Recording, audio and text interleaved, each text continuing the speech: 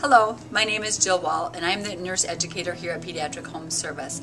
My role at PHS is to provide education to our nurses, staffs, and the nurses in the community along with our families we provide service to.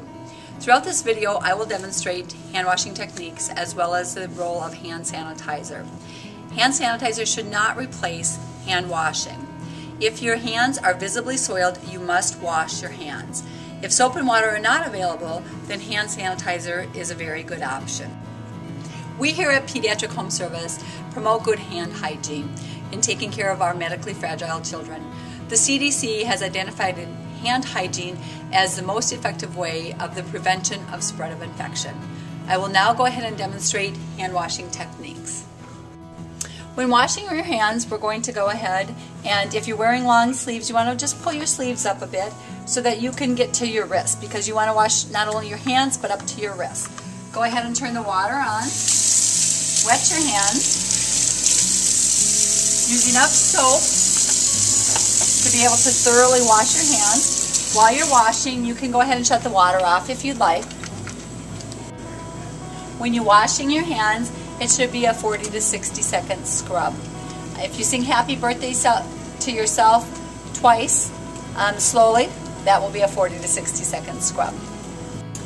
When you're washing, you want to make sure you get in between all your fingers and do your fingers very well. If you're wearing jewelry, you want to make sure that you wash well around your jewelry. You also want to make sure that you're washing your fingernails and cleaning those very well. And then you want to also wash up to your wrists, and including your wrists. If there's anything visibly soiled on your hands, you want to make sure that that's removed during the hand washing techniques. Once you wash, you can turn the water back on to rinse. Go ahead and rinse thoroughly. Take your clean paper towel or a clean hand towel if you're at home. Dry thoroughly. Turn your water off with your paper towel.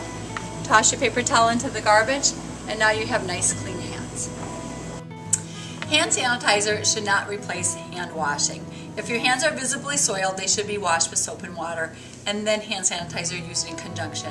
However, if soap and water is not available, hand sanitizer is a good option. If you're wearing long sleeves, first pull back your sleeves because your hand sanitizer is not only going to go on your hands, but also up to your wrists. You want to put enough in your hands to be able to thoroughly wet your hands and your wrists. You want to make sure you rub it all over between your fingers so that it's thoroughly rubbed between your fingers. And also if you're wearing jewelry, to cover the jewelry, or else remove it prior to, and also up to your wrists. And you rub for 20 to 30 seconds until your hand sanitizer is completely dry.